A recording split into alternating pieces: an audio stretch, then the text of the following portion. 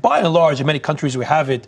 Infrastructure, we have it. What could be the catalyst that brings about this billions of dollars more from the players you mentioned? It's interesting. If you look over the last decade or so, when I got involved in this space about a decade ago, we were talking about whether the technology was resilient.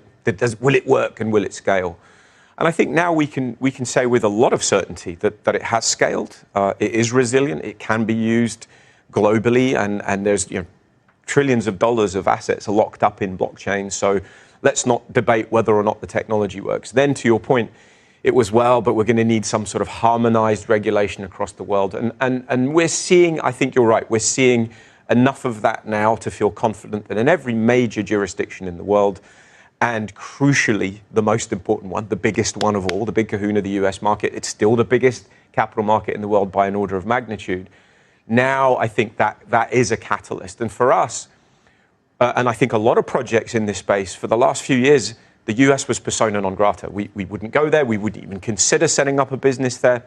I think now the chatter in our industry is how quickly can you move in? Because if you see the wirehouses, the UBSs, the Morgan Stanleys, the thundering herd, as they call it, coming into the space, that's net new wealth management capital coming in. That feels like the capital that'll allow us to catalyze and grow. So I think that US catalyst is important. But I think we're going to need to see a little bit of innovation. I think we're still a little bit stuck, in this tautology of can decentralized truly work with centralized? And the answer is it's going to, and they'll find a way. But we've got some ways to go. So you just mentioned the